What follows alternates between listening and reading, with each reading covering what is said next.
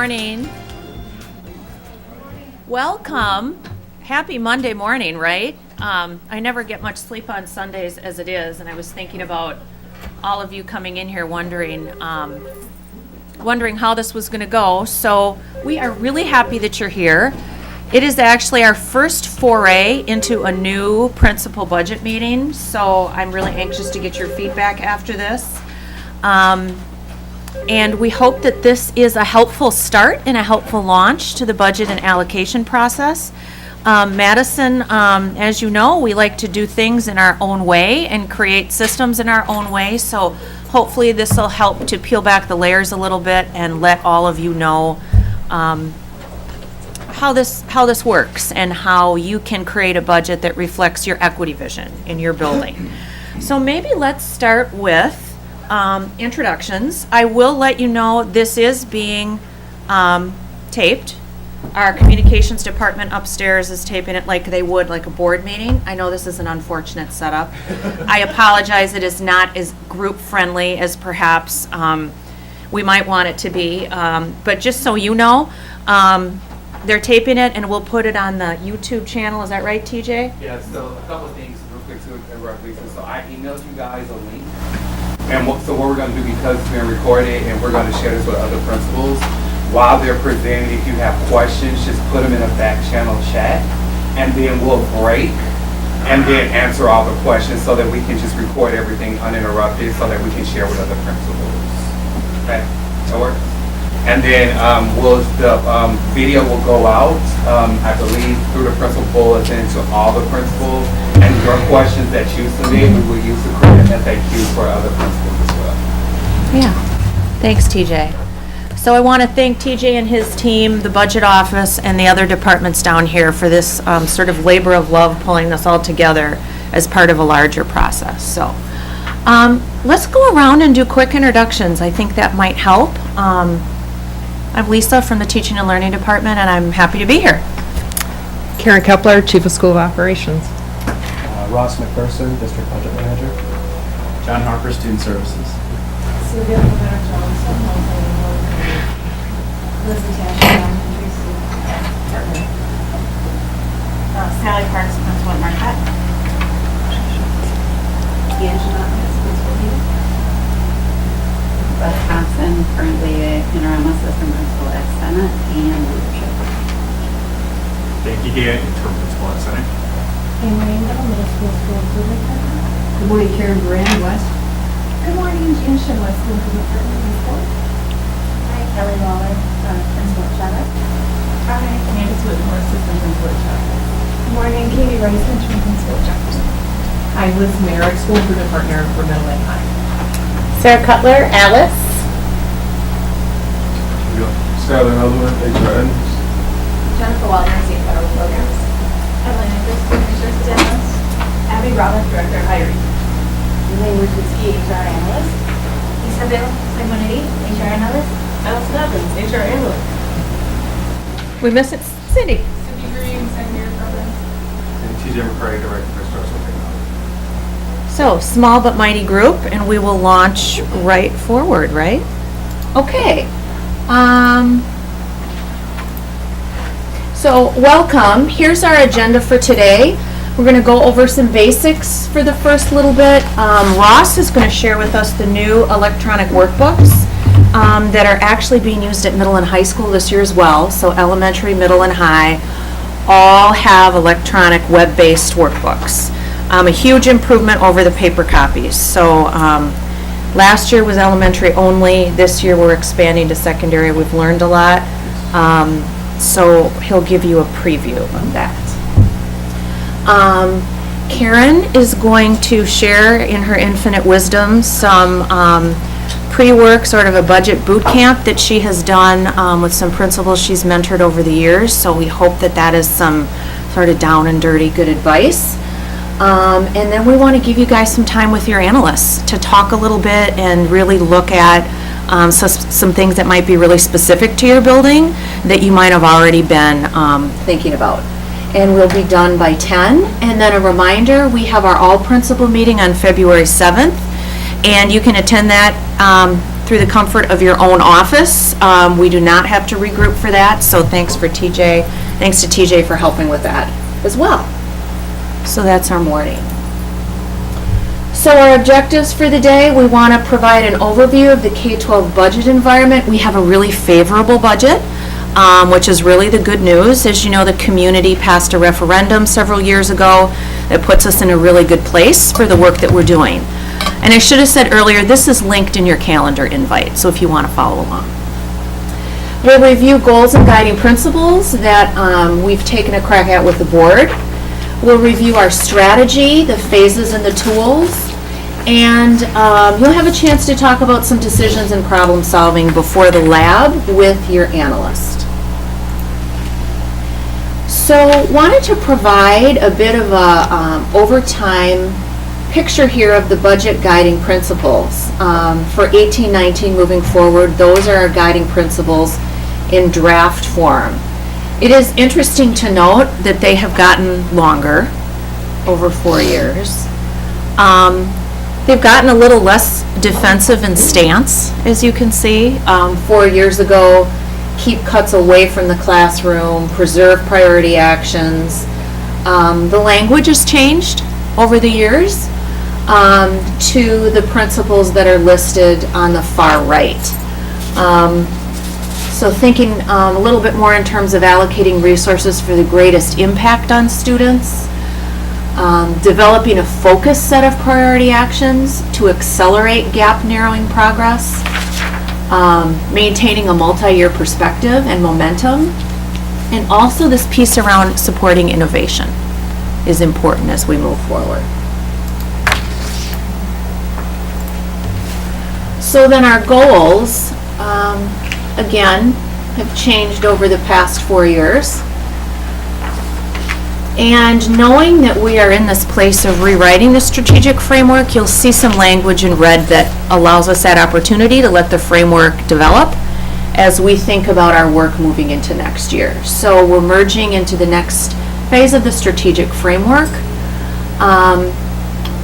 We're thinking about recruitment, selection, and retention of high-quality staff, and you'll hear us talk about some things that will hopefully enable you to do that this year, to get the right people in the right seats earlier rather than later.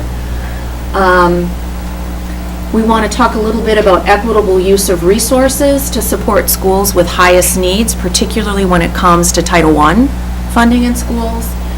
And then wanted to just give you guys a chance to familiarize yourself with the new class size policy that's out there that has driven the workbook logic. So high-level budget strategy, not sure all of you are watching all of the budget operational work groups on Monday. My 82-year-old dad watches all of them and he quizzes me afterwards. But that is true, actually. So we have really gone in with the intention of leading with our compensation plan this year. We've talked about simplifying the teacher salary schedule, and we've talked about a potential focus on addressing those hard-to-fill areas. You guys are living this, right? Hard-to-fill cross-categorical positions, hard-to-fill bilingual ESL positions. So a targeted strategy may address some of those areas moving forward. We are really hoping that our benefits plan is stable. You all know we moved from 3 HMOs last year to 2 HMOs, created a huge salary savings for us, and want to be sure we stay stable with that. In blue, that was our work the last couple of months. We finalized and stabilized the class size policy. And we'll talk a little bit more about that moving on. We applied the class size policy to the workbook, and enrollment is steady. So schools should not see any staffing cuts in their building. Any fluctuations would be related to actual enrollment. We're going in with the same allocation, the same formulas. So if there is an increase or a decrease, it really is related to enrollment. And some secondary schools you're going to see, because your enrollment's gone up, our trends are shifting, so you're going to see some changes there based on enrollment.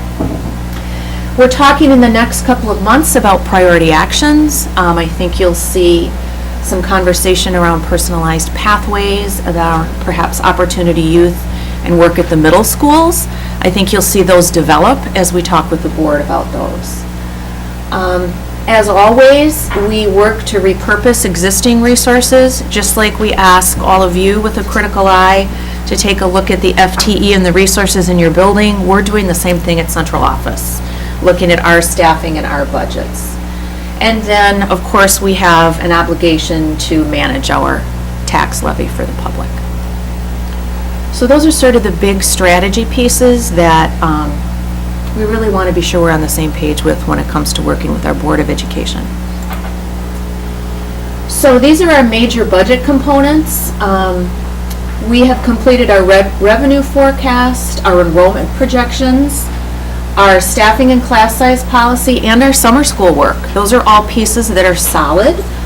Our enrollment projections are pretty stable from year to year, actually, so we feel good about that. And those are the projections that we use to provide the base allocation for your workbooks moving forward. In progress, the list is longer than completed, so we're living with that reality. We are working on the workbooks. No one knows that better probably than Ross, 2 chairs down from me. We're working on our compensation plan, as we talked about, our priority actions, our central office reviews, and then there are those required budget allowances, transportation, sort of the things you have to bake in. Who's going to cut your checks? I mean, all of that is an allowance. So this is just a snapshot of our enrollment.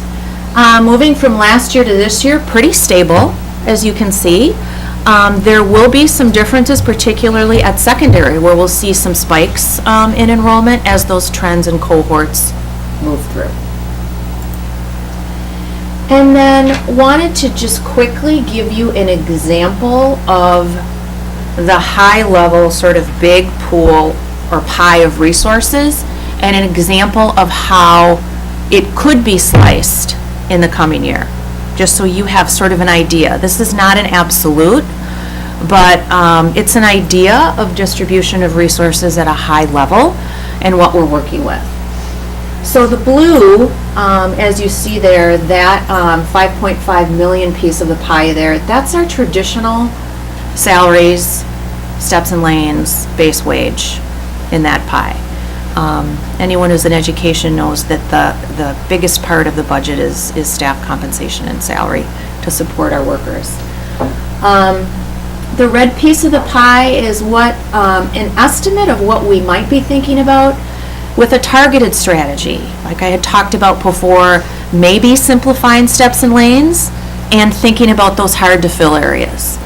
The turnover rate in CC and bilingual is double digits, so thinking about a strategy to address that. The green is a placeholder. We always want to be safe when it comes to benefits. We know how our health insurance works in the state and want to be sure that we're providing a bit of a cushion for that. The strategic priority actions, about 1.75 million. Again, just a placeholder, some things that we believe are essential to accelerate progress. You'll see the required budget allowances that I spoke of, and then that tiny slice there of 2,500 reserve, that is that's the slice this year that we're thinking about as anything additive to the workbooks, additional staffing.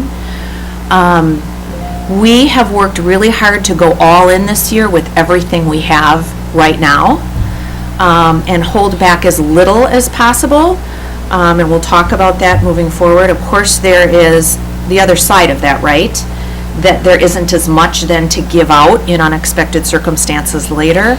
But we heard loud and clear that people wanted more of an all-in approach, so we'll talk about that a little bit moving forward. I hope that makes sense. Again, just an example. This is with about 4% or less levy. This is not exactly probably the way things will land, but it is an example, so you can see the proportional pieces of the pie moving forward. So workbook design. You guys are all having an e-workbook this year, which is really, we think that that's pretty slick. There will be immediate licensure verification right inside your workbook. All of your conversions will be followed in there. There is you can compare to last year where staff were assigned. You'll get a sort of red blinking flag if you're over and there is surplus. There's a ribbon-based sort of horizontal view of where you're at with all your staffing, and you'll know right away if you're over-allocated in any area. So we tried to make it as intuitive as possible, and Ross is going to share a little bit about that with you moving forward. So this is a quick overview. You guys have access to this, so I won't talk about every single word here. But Title I, it is the same process as last year. We're basing it off the same $6.65 million. The strategy will be the same, a tiered approach. There are a few new allowable positions that can go on Title I this year if you are a Title I school. Note to any schools that were focus school designees, that is over at the end of the year, and Jennifer will be following up with any news about a new cohort moving forward. But we are actually just starting our Title I process this year for elementary and middle schools. As you know, we look at our average poverty level in the district, and we fund schools who are at or above the average poverty level, middle school and elementary schools. We do have, under federal law, a requirement to fund schools for homeless out of Title I. This funding is for actually non-Title I schools who have larger populations of students who are homeless. And there is a process for that as well, and it has to do with the factors that are listed on the slide. Special education, student services, this is the piece where we are really hoping you will see this intentional focus on all in right now. We have, and John and I have been talking about this, the whole teaching and learning team has been talking about this for months. We have gone with an all-in approach around special education. So you will receive a really detailed account of your special education allocation this year. We have put in all of our local FTE, including anything we may have held back last year, in unallocated. So we dumped all of the resources we have in local into the workbook so that you guys can plan better. You can get your people hired earlier. You're not waiting. And you can think more strategically about conversions, about service delivery. But we have literally, I know you guys have known, that sort of trickling out effect that happens all year, right? You ask for more, you get 30 hours, you get a half-time teacher. We have actually, you guys, gone all in this year. And any emergency SEA, any unallocated, will come through federal funding moving forward. And that is the first time we're actually taking this approach. We want to try it. We heard you say we need to better plan in the beginning, so we wanted to be responsive to that. Keep in mind that it is only the end of January, right? A lot can happen between now and September 1st with kids. We have done the best we can with our snapshot. We know you will have more little ones going into referral and coming out of referral. We know that, but we wanted to build in as much as we could right now up front. So this is the student services special education allocation and PST allocation. It accounts for students that are right now in referral, so maybe being tested or in evaluation. We have adjusted the allocation in every building to allow for empty seats of between 5 and 7 students. So you have a pretty big cushion in your schools to support kids coming in and out, to support new little ones coming in. It is really hard as a principal, and I was a principal for 11 years. You have a new little one come in, high needs, and the first thing you do is pick up the phone and say, I need more. I get that. I've been there. This process is putting the more in now. And we want to work with you about how do you sort of keep the more in response to emerging needs that happen. Because there will be less responsiveness from us in terms of additional if we build in more in the front. I hope that makes sense, you guys. And then also there's a differentiated weighted factor. So John and his team, when it comes to allocation for flexible, there's this, we know that some of the kids in our buildings are more challenging than others and have different needs. So we look at students who might have feeding needs, toileting, diapering needs, that are working with the intensive support team, that have specialized transportation, and there's a weighted factor that goes into that as well. So it's both numbers of kids, the weighted factor that is there, and then there was this sort of rolling up to allow you to get the most possible now with some empty seats. So all three of those pieces is our darn best attempt at doing things better this year. Okay, John, do you want to talk about this a little bit, or is there anything I might have missed? Sure. This is very similar to what you just stated. You'll see in the budget book there will be a spot for teacher, and then the flex teacher category is your ability to move between teacher allocation and special education assistant. So it looks like there will be a lot more, it looks like a lot of teacher and very little SEA time, but know that the flex teacher pool can go either direction that you desire. So there will be the ability to figure out how many hours of SEA time do I get per teacher. That will be all built into the system, so that should be very straightforward. The teacher pool, the number that you'll see is sort of like the basal level that you have to maintain at your school. So we're trying to be cognizant of keeping a minimum level of teacher that we think is reasonable. You can always add more, like in the flex teacher, but you can't go less than what is represented in the cross-categorical teacher pool. As Lisa noted, like we're not changing formulas where there's no reductions in anything. Any variations are purely student-driven. So if there's a little bit less, it's simply because there's fewer students. If there's more, that's because there's more students.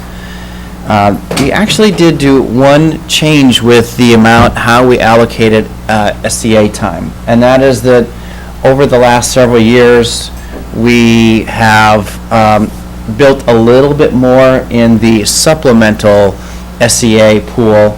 And what that means is that there's been more dynamic responses to students, and which means that some years you have a lot, and the next year, if you have a couple of high-need students leave, then that number would go down substantially. And really the consensus that I've been hearing from many principals is that I'd rather just have a little bit more stability than have things kind of swing in high variations. Hiring, then surplusing, and all that. So we actually shifted some time back into the flex pool. So what you'll see is if you compare last year to this year, the supplemental pool will be a little bit less, but the flex teacher pool will be higher. So it sort of evens out there. So when we actually provide you with the data set, you'll see the last 3 years of the number of students, your amount of allocation, and you'll have a 3-year history as to has it changed over time. And so I know that that's been a question around, wow, how come it's different? And you'll see all in several pages of how much you're getting in terms of workbook, and then what did it look like in years past. The others are recommendations, strong recommendations that you're taking as a leadership position for special education, and that is being very diligent with aligning student schedules with IEP needs. That's largely our service delivery process for students with disabilities. It's ensuring that special ed teams are meeting consistently to focus on the needs of students as well as professional development. And the last point is that, just so that you have an understanding, specialized PE in the past, has been a separate designation. We're taking kind of a twofold approach here. Number one, we're beginning with specialized PE is built into your current PE allocation right now. Given, however, it's January and, that things change by the time we get to the new school year, we will re-examine that. And if there are changes in the number of students who require specialized PE, we're going to look at the allocation there, and we'll be making some minor adjustments there. That doesn't, these are minor. These are like 0.05 or 0.1. These are generally not like, oh, we have to hire a whole new teacher. This is just adding some time to a current employee's allocation. So I think that's it for this slide. So, and then before we move, just a reminder to plan for this cushion to accommodate new students and really work with your staff to understand.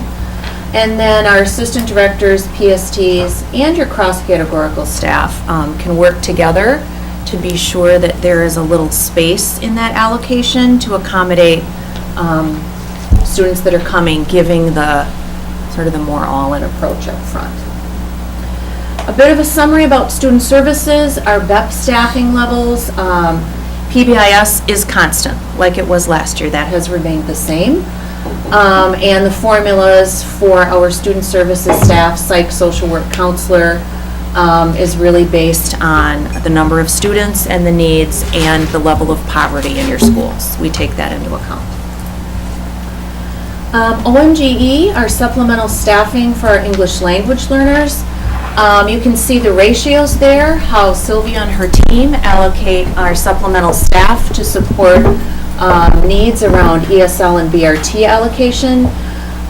Just a reminder that beginning of the year there is a little bit more of a focus on case management and those really beginning individual plans of service forms, and it is really important to note that those individual plans of service forms link directly to our actual overall funding for our students. So although I know it pains us all to have our staff in the beginning of the year doing what might be seen as paperwork, it is really important that we understand the services that are provided and that families understand so that we can make best use of those resources moving forward.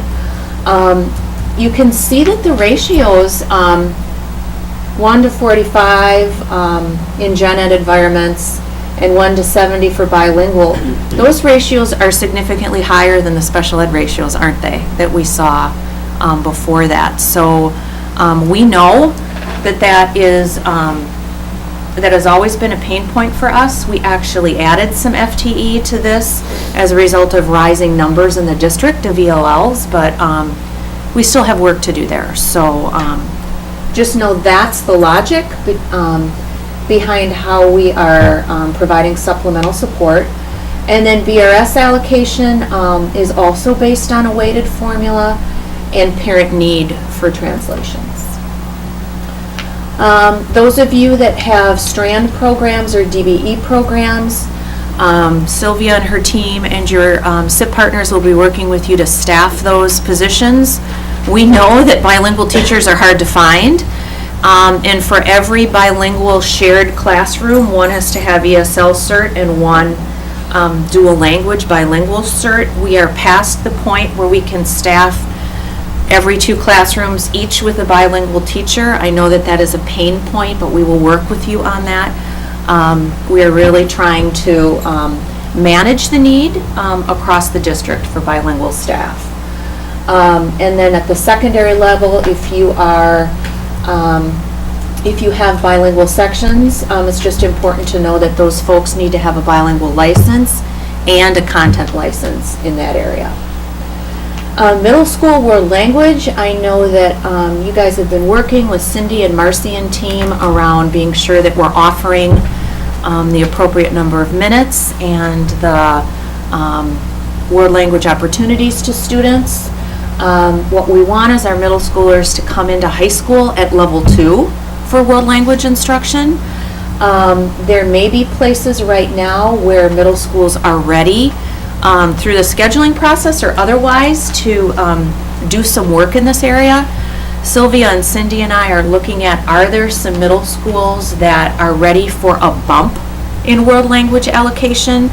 I know we've looked at it and it's sort of anywhere between 0.5 and, I don't know, 0.2 additional world language allocation. And if that is something that middle schools will be getting, we want to be sure that we're really supporting you on how to use that allocation moving forward.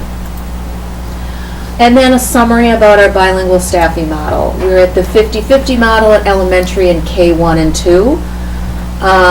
And again, this speaks to a little bit our overall staffing needs. And that 90-10 model continues at grades 3 through 5.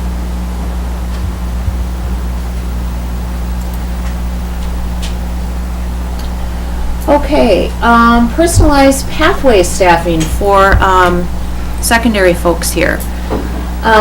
Personalized pathways allocation will remain the same going into next year as it is currently. But let me finish talking about that. We see personalized pathways as being part of a priority action moving forward. We are quite certain that there will be a discussion around additional staffing to support the expansion of personalized pathways to another cohort.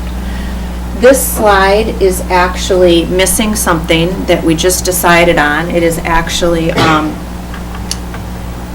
we actually made the decision last week to increase the personalized pathways learning coordinator to 1.0. So high school workbooks will see a 1.0 pathways coordinator, which is an increase of 0.4 moving forward. So Ross has already got that into your workbook. That change has been reflected.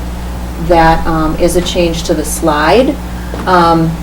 However, experiential learning, ACP, those will stay the same for now.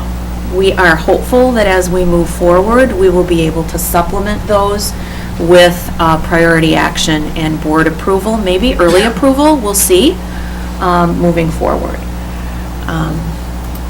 And that also really also applies to middle school and ACP allocation moving forward. Cindy, is there anything you want to clarify about that? Yeah, so for middle school, I just want to clarify that ACP allocation will be the same as this year, similar to Avid will be the same as this year. There is nothing pending for the board approval for middle school. I think the biggest and most important thing is thinking about how you are intentionally assigning that to who and what other role that person may also play. But middle school ACP will stay in point for this next year. Thank you. So, wanted to talk a little bit about core instruction and intervention. All schools will be provided a 1.0 instructional coach. And high schools, as we just said, will have a 1.0 pathways learning coordinator. All instructional coaches this year, elementary through high school, will receive the 7% additive stipend. That formerly had been at secondary and was handled differently last year in terms of providing the 7% out of local. We want to be sure that as we invest in our coaches as part of our strategy moving forward, that we are hiring the right person for the job. It is essential that you guys think about that person in the role, doing coaching cycles, focusing on instruction, really deeply knowing instruction. We want to be sure that that 7% is there to maximize the work that that person is doing, and we want to really work with you to be sure you have the right person in the job. For secondary, I'm looking at Karen and West. The reason we are putting in that FTE for your pathways coordinator now is we want to be sure that you have the right person in there, and we'll work with you on that.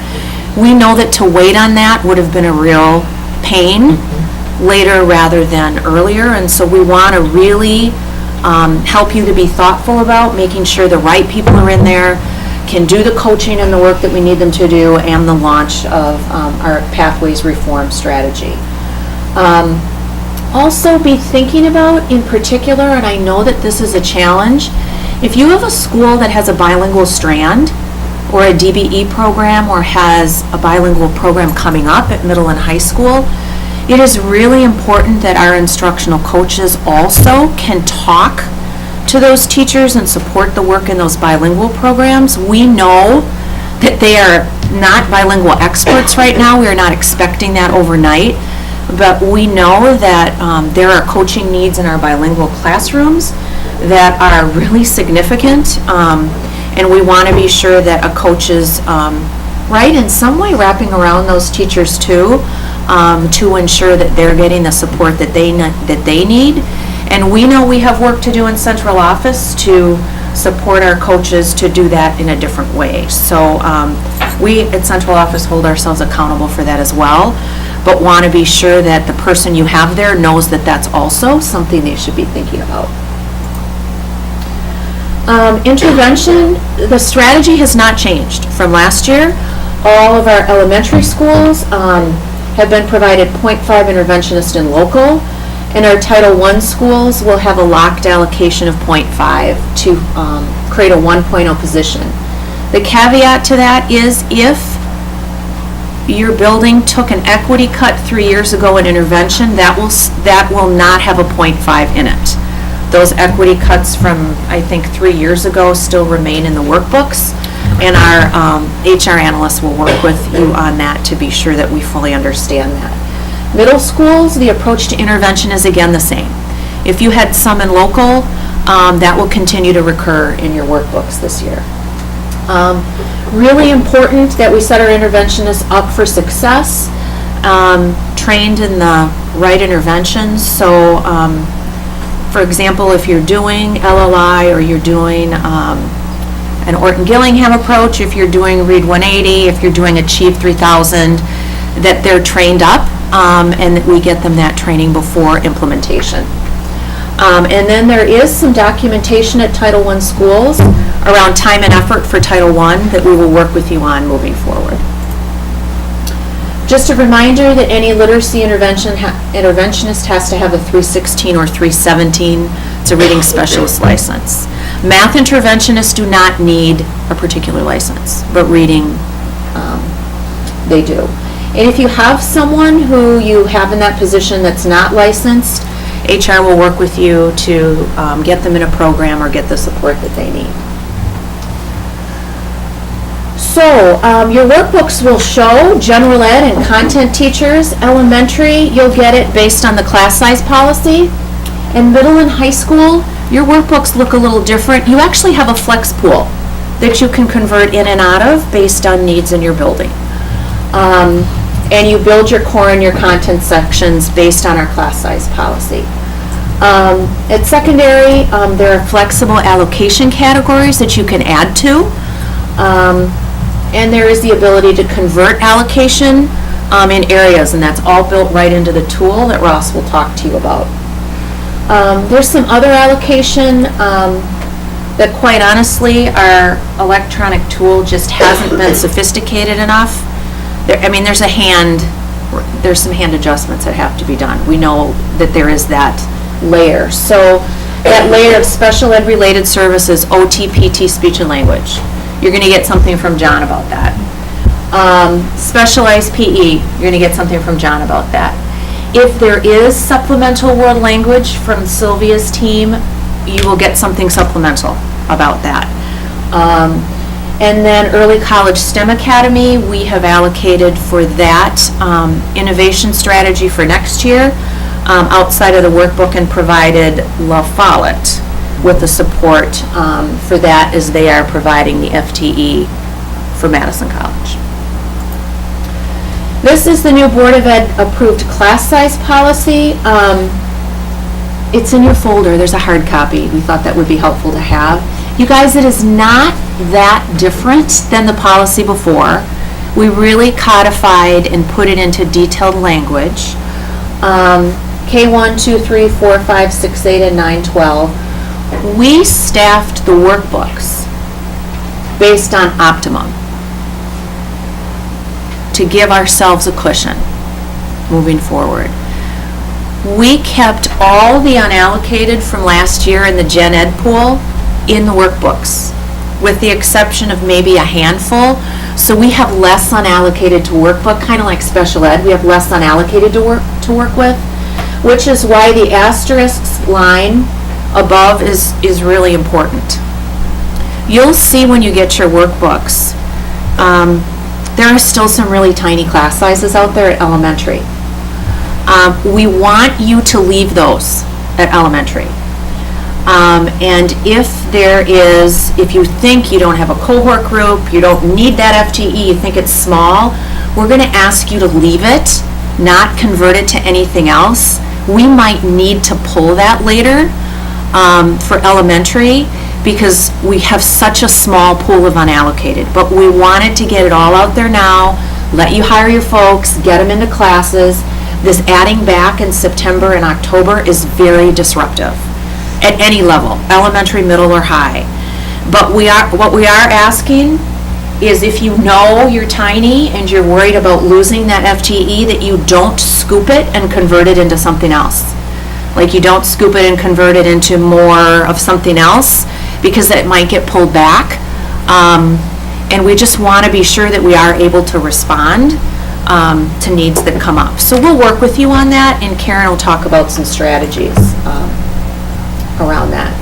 So you have the class size policy in your folder to refer to, and all of these documents in your folder will be in your Google folder that we'll share with you over the next couple weeks with all the guidance and all the paperwork you need in it to support your work moving forward. So those are the basics, you guys, in all the big sort of buckets. And I'm going to turn it over to Karen to talk a little bit about, or is it Ross? Ross, to talk a little bit about electronic workbook strategy. Sure. Yep, I got keys one here. Okay.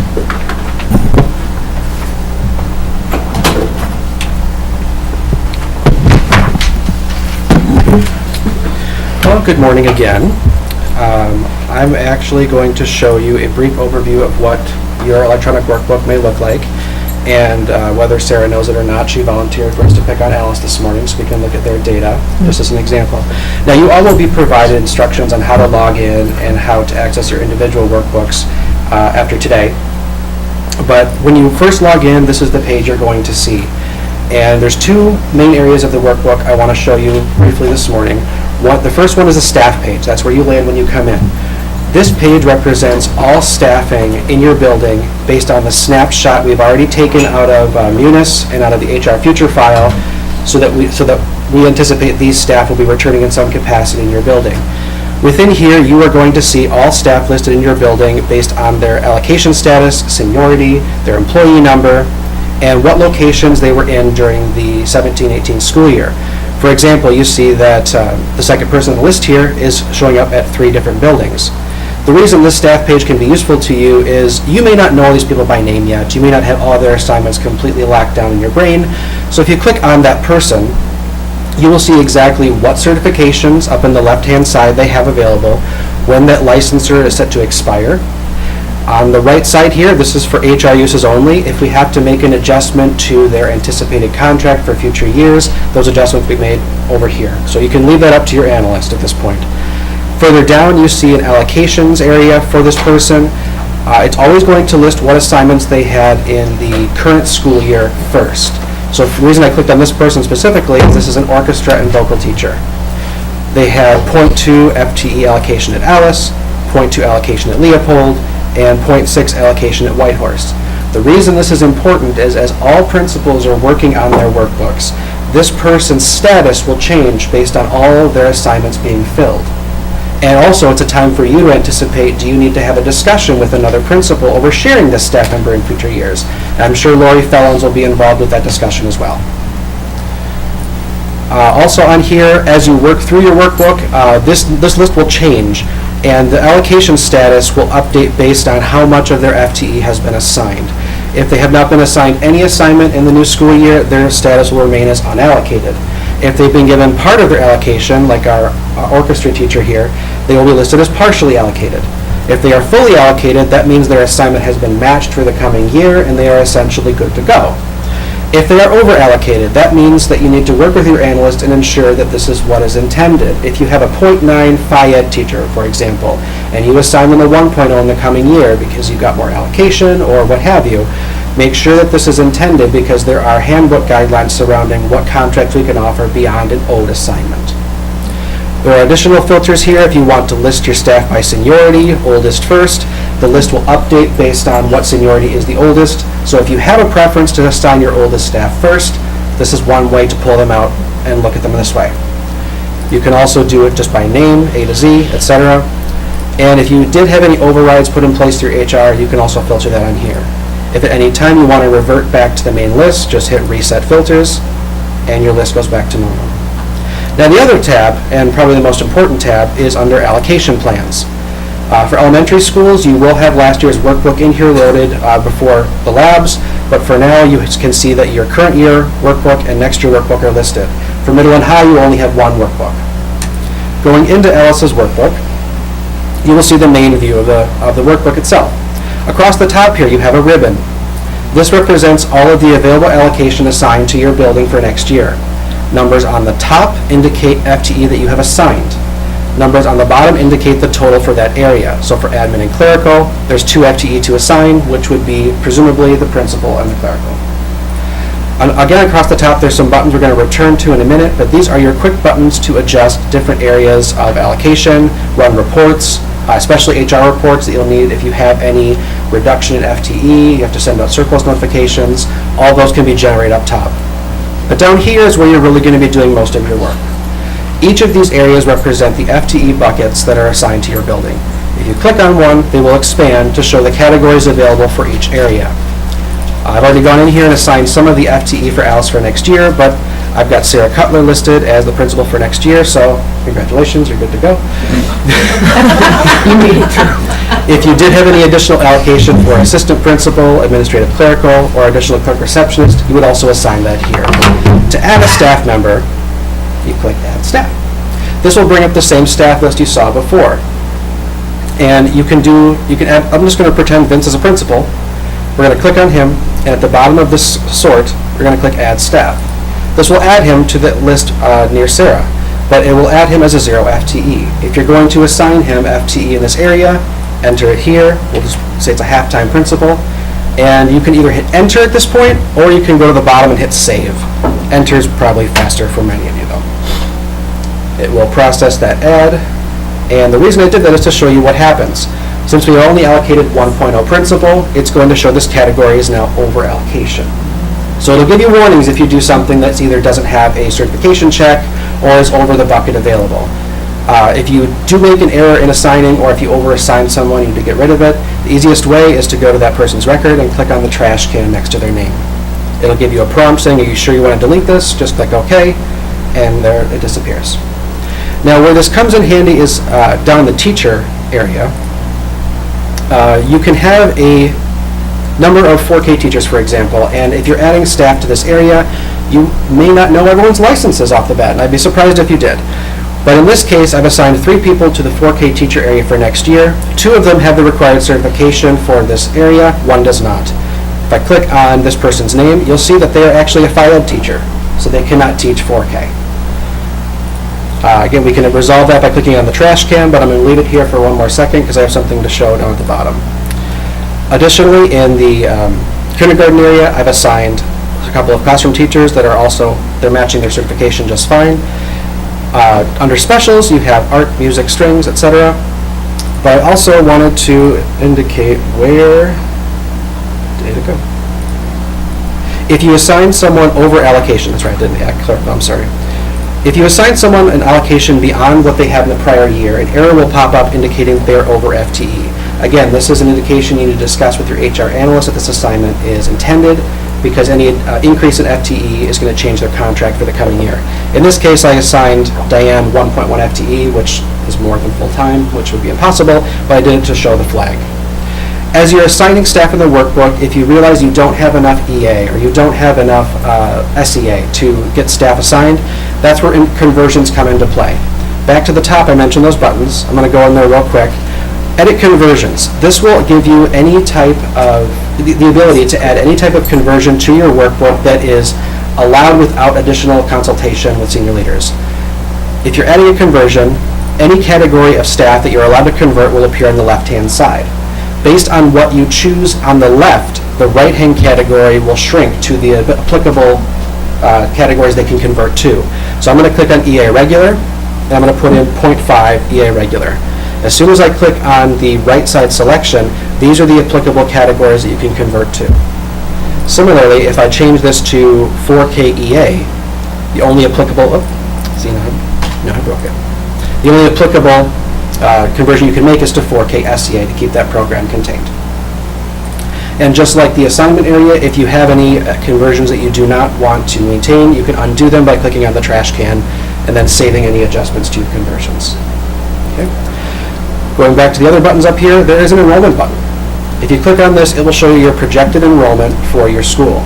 In this case, we're looking at the projected enrollment for ELI students, bilingual students, and total for the building. Based on what staff you assign in the workbook, English or bilingual by grade level, you will be generating a class size average as a running total as you go. This is meant more as a planning tool to make sure that we're still keeping the board policy for class size in mind and giving you an idea of where your reserves are currently deployed. When you're done with your workbook and you have everything assigned, you can hit this download allocation button. These next 4 buttons are actually reports that will generate once you click on them. It's going to take everything you've assigned in the workbook so far and put it in a PDF form. This is essentially your receipt. This is going to be everything you've done in the workbook by category, by assignment, by B number. And at the bottom of the workbook, you're going to see any conversions you made, your enrollment summary, and if you had any certification mismatches or over-allocation errors that were reported upon, they would appear at the bottom of the report under rationale and comments. Similarly, if you have an EA that's reducing hours, this will automatically generate a template, an HR form that shows you exactly what FTE is being reduced. This is, again, something to work on with your analyst to ensure that any reduction in hours, change in contract, follows the handbook guidelines and is signed off by you and your staff member. After working in the labs and working with your analyst, you're going to have to submit your workbook for approval. This will trigger the HR analyst and the budget office to do any data edit checks to ensure there's no other material errors in the workbook before the chief's presentations later in March. Upon clicking on this button, you're going to be brought into a submission review page that'll bring up any error thrown throughout the workbook. We had 1 mismatch certification and 2 overages to FTE assigned to staff beyond their current year contract. Once all of these have been commented on and resolved by your HR analyst, you can click on Submit Workbook. When doing this, this will actually lock the workbook so that it can go to the review step. It can be unlocked, don't worry, but I just want to let you know that if you do click on this, you will have to contact either your HR analyst or someone up in the budget office to unlock it if further edits are needed. So Ross, just to clarify, they go through, they make their conversions, right? You put people in positions, you do all the stuff you do.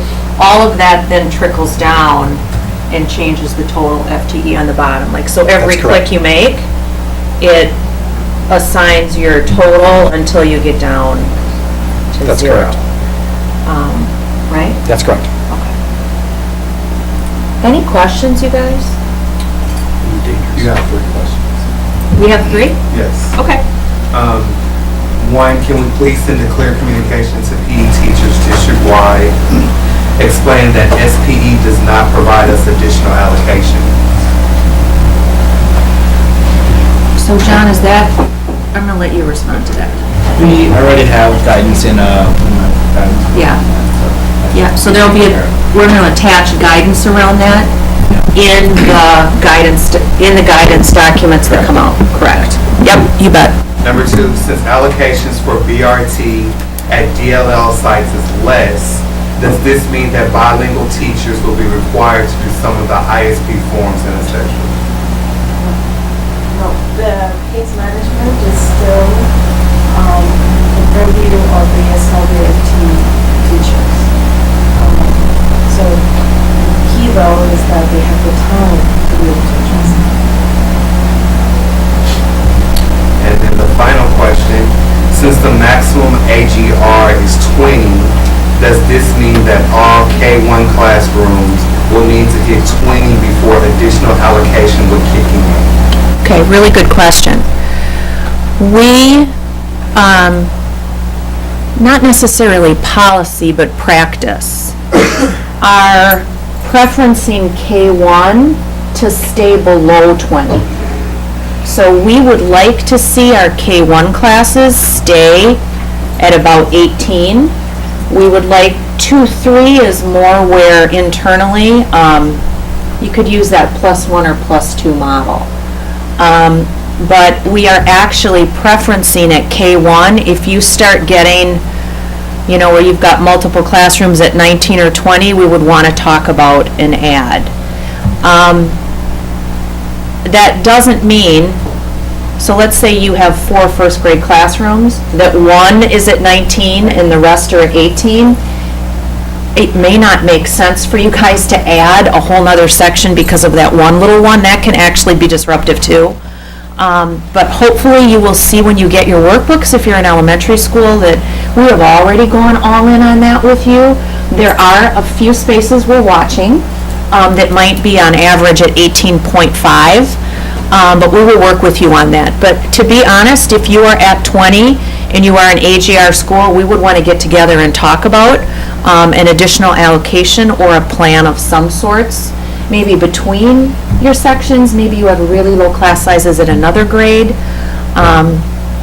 As much as we know we want to keep class sizes small, we also know at some point, right, it's work to add a section. It changes your master schedule, it changes your specials. We just want to be sure that we're not making a knee-jerk reaction one way or the other.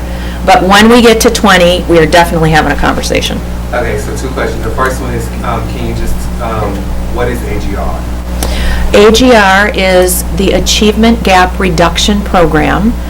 It is the former SAGE program in the state of Wisconsin, which is a strategy for reducing class sizes in the early grades, K through 3. The state, I want to say, started out years ago at 15, then they went to 17.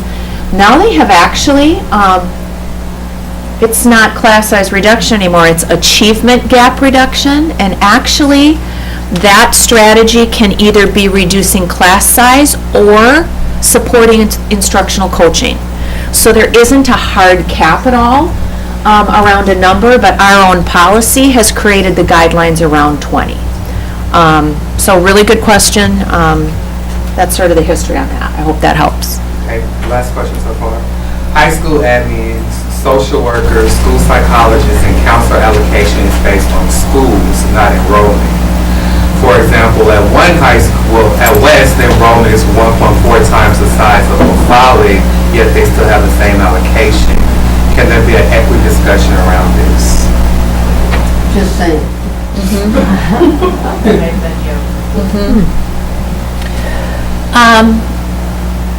Yes, I think there can and should be a discussion around that.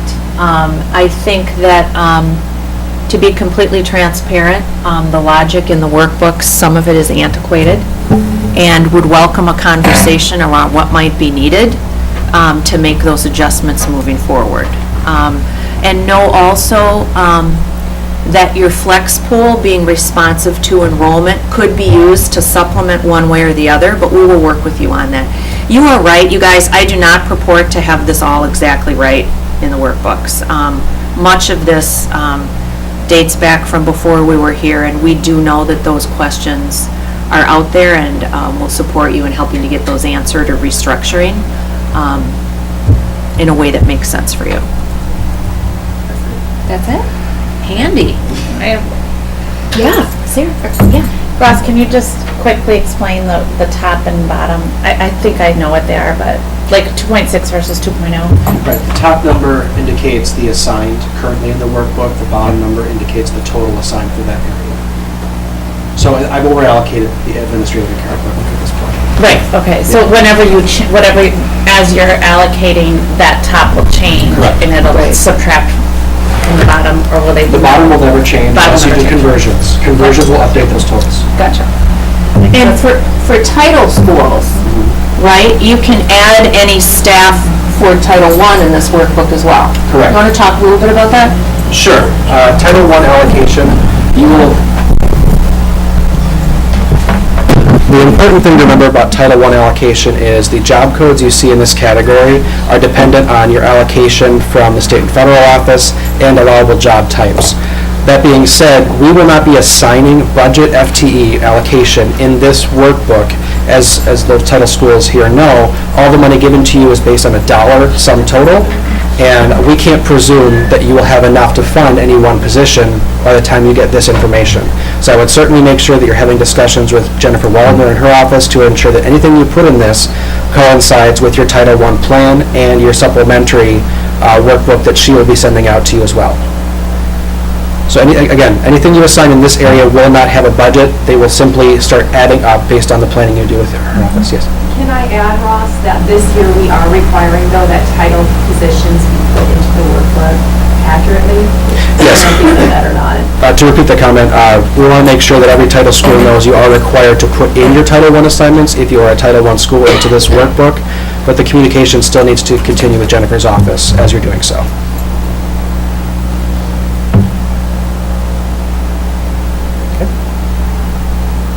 All right, thank you.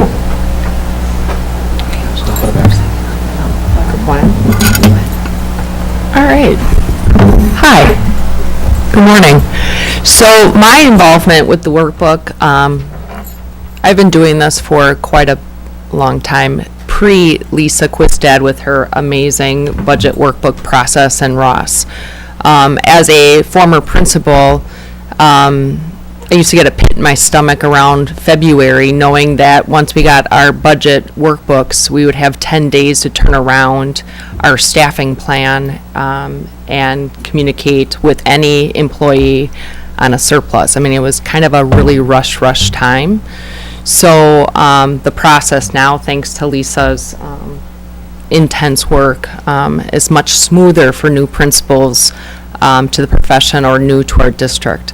So my involvement, I was a former mentor to new principals, and pre this process, I felt that the principals needed some time to wrap their head around what's coming their way in February. So we would spend some January time wrapping our head around current plan, staffing plan that you have in your building, to where you want to go to a future state of staffing plan, so that you knew in your head by the time you got the workbook, it was released, because it was like this big event, it's released to you, that you had already in your head what you were planning to do. So Lisa asked if I would share some of my thoughts and some things that might help the process, so it feels like you have some control over the timing of when things are released to your staff and how you're communicating. So a couple of things. A key piece of getting ready for the workbook, one is when will they be released? Will they get them before the new? They'll be released on the 15th. 15th. HR analysts will have access to them before then. Okay, so you have between now and the 15th to start kind of doing some pre-work, and it's key that you're thinking about mapping out your current staffing plan.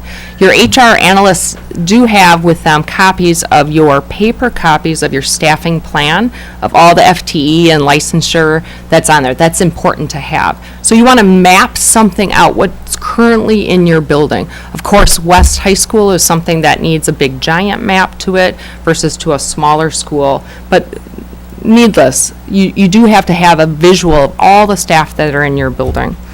The next is thinking about what is a staffing. I'll show you an example of what I've done in the past and what's been helpful to principals. The other piece that's important for you to know, not just what currently is in your building, but what's the future state. So there is an enrollment report. I did make extra copies of that.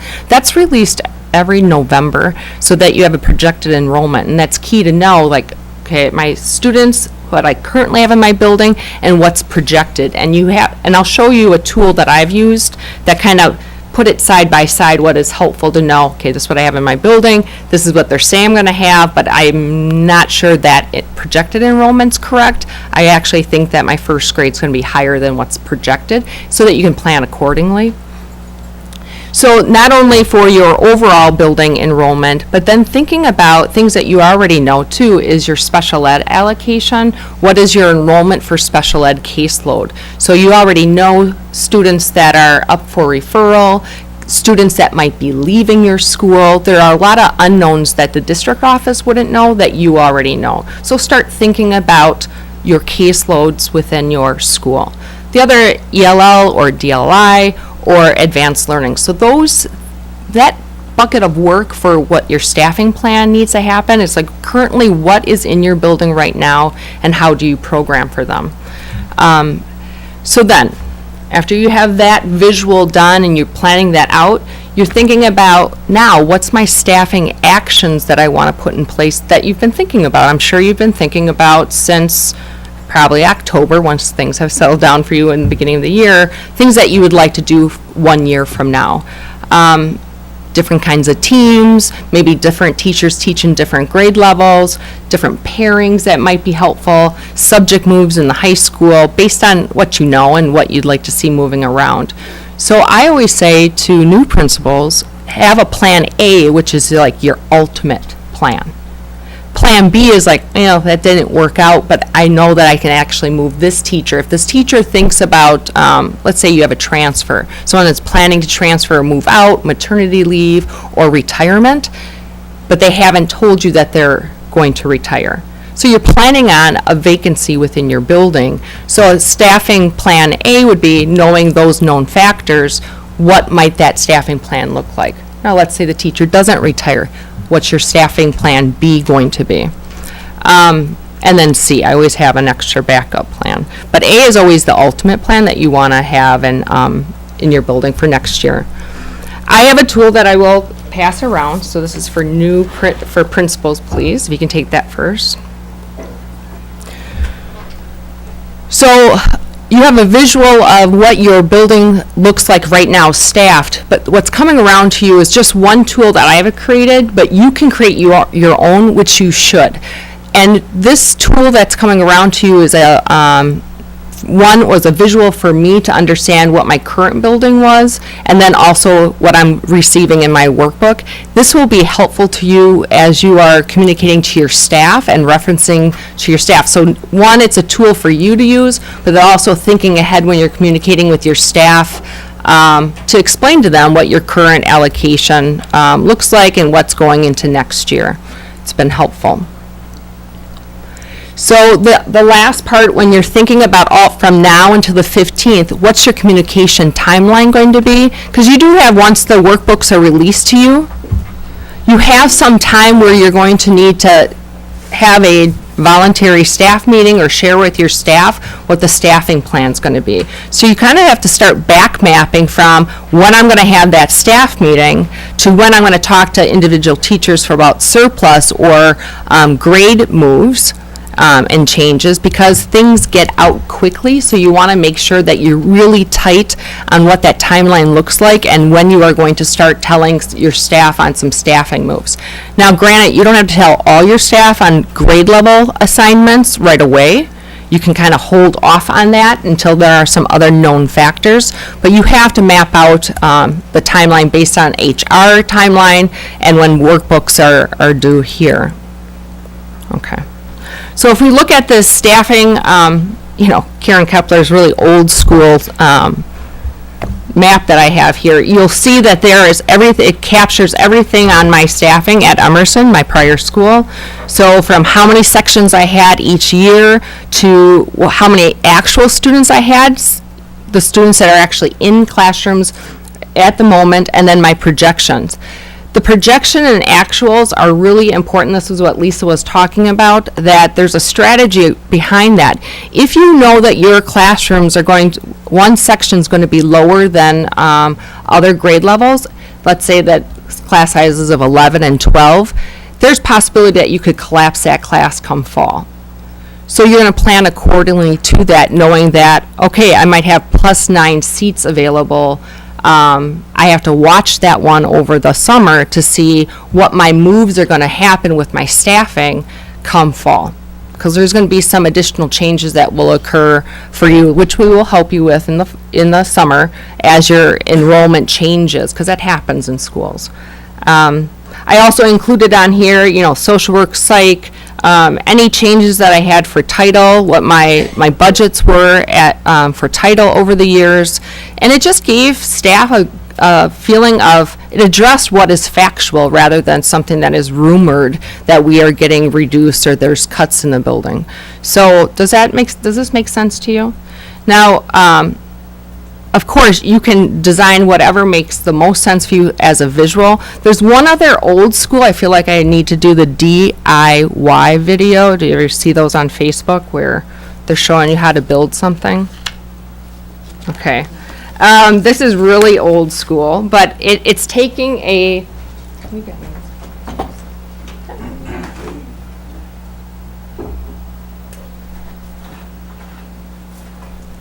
it's very old school, but it's going to help you as you are moving some things around. You take a folder and you take some Post-its and you're just putting teacher names on it for your certified and non-certified staff. I would keep those separate. So you want to know all your staffing that you have. Writing it on Post-its, what helps for that is that you're able then to move them around as you have to make your own decisions for a staffing plan. I would suggest you start with the current staff, put everybody on a Post-it, put it on a folder, and then as you start thinking about staff moves, you're able to move those around on your folder and then put it down. It helps as you start to put things onto your workbook. Does that make sense to you? Okay. For just coming today, you get your own color of folder and Post-its. They're super sticky, so they're great to hold on to. So, and then the others I'm going to offer February 7th. I know that there is a webinar for principals that morning. I'm going to reserve 4 to 6 time in my office if principals want to come. Just an open lab time if you want to just ask some questions. Sometimes it's helpful just to know that you have that spot available to get access to someone that can help think through things that you're thinking about. So February 7th, there'll be kind of a hold on your calendar to come join me in my office if you'd like to do some staffing plan. Okay. Any questions? So we have enough 45 minutes to work with your HR analyst. There's lots of things and lots of people here and supplies, so hopefully this will be a good time for you. Yeah. Is there anything else you want to add? The budget timeline, thanks, Karen. Yeah. Karen and I came from sort of the same era back in the buildings, and I used to take that chart she handed out This one. and show it to my entire staff so they could see every single category. Like, there was nothing I was hiding on people. You know, if people thought, my gosh, I needed more allocation, or like, there is nothing hidden. Like, I would show them the down and the dirty, and you guys, it is hard. What you're doing is really, it's technical work, right? And it's work that as a leader you're responsible for and you feel like is really important. And I always thought it was important for people to know the complexity of it, the people in my building, and that there was nothing hidden, and my community would know as well. And the decisions are on behalf of kids. And we can help you with some messaging or if there's anything that you'd like support on, but there is nothing, you guys, that's secret about this. You could take it and open it up to your staff and share it with them and then let them know that in the end, you've got to make decisions to set your building up for next year, and that you're doing that thoughtfully with the whole picture, right? You have the whole picture in place. Maybe a teacher that's teaching secondary science only has their piece of the pie that they know about, but you know, it's really important that we're working with you on the whole picture moving forward. So just know you've got some people who have been through it. This is a hell of a lot better than it was when it was on paper and we were doing math and making sure our conversion numbers and divisors were right. So hopefully this is a better process for you. In the guidance document, you guys, there is an outline of the timeline moving forward on pages 2 and 3. Again, like we said, the virtual meeting is on February 7th. with some breakouts, where if you want to stay on the line and talk to John about special ed, about a particular need in your building, he'll be there. Or if you want to talk to Sylvia about something in particular about OMGE, or if you say, I want to get off at 8:30 and I don't want to talk to anyone, that's fine too. But you can jump off and on based on what you need, and you never have to leave your building, and we're going to really, this is my innovation, I'm going off with TJ helping me on this. So then there's a time for secondary and pathways if there's something that you want to connect with Cindy on around particular staffing needs, just specific to your building. So that's there. Workbooks are released on the 15th, and then the labs follow for the next 2 weeks. And your analysts will be right with you. They'll talk to you about that in just a little bit. And then the final presentation, the phase 3, happens beginning in March. So you have the timeline that's there. You have all of this that came out to you in the principal newsletter. And I just want to be sure we have some time now for you to sit and ask some questions and work with your analysts to do some problem solving. But before we do that, any questions or anything top of mind for you before you sit with your HR person? Beth, anything you want to, yeah, Lynn. So I have two wondering. Yeah. Since these are all new principals, will they have copies of last year's workbook available to them so they can see how it was laid and what out and what was converted? And when will they know their retirements? So let me address the first one partially. All elementary will have their old workbook in the e-file from last year. For secondary, that does not have access to that e-workbook, I feel pretty certain, Abby, that we can get them a copy of their workbook from last year so that they can work off of that. They're on the U-Drive? They're on the U-Drive, okay. Well, you can just put it in the, And are the conversions, the documents of the conversions in the U-Drive? I'm sorry? Is the conversion document in there also, because that's important to understand? No, so the conversion document, so the conversion forms that happen are all housed in county. Those aren't something that are on there. So I think that that's important to understand too, when you're in either your U-Drive or you're in your new electronic, or you're in the electronic workbook, when you're looking at last year's workbook, it's a snapshot in time. It's where the workbook was left last year at the end of the workbook process. It's not going to be reflective of where your building is right now, because any changes that happen throughout the year are not going to be reflected in that workbook. You won't see those conversion documents that your HR analysts, and I've probably walked you through conversions if they needed to, but if they were conversions that were outside of the workbook, you won't see those in your E-Drive or in the electronic workbook. As far as retirements are concerned, so teacher early retirement is not due to human resources until the 15th of February. So any teachers who have already signed off on their retirement will, we're working every day to try to make sure we're updating the data. I don't know, Ross, when the last dump is going to happen. We're working with Tara about exception lists. Yeah, so we're working every day to update those and try to pull those people out of our future files. So human resources is already living in 2 environments in the HRIS, the database right now. So we're living in the live file of what things look like right now, and we've already created that future file of what things, where changes will be taking place for next year. So we're trying to pull any retirements that are known out of that future file as they come in. But teachers who are eligible for churn have until the 15th to notify us. Teachers who may be eligible for retirement but would not be qualifying for churn can let us know any time up to the 15th of June. So those retirements would continue to run.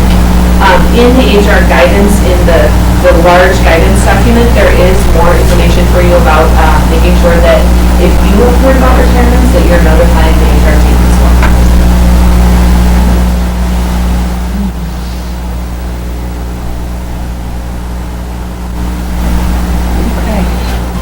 So let's move to work time with analysts.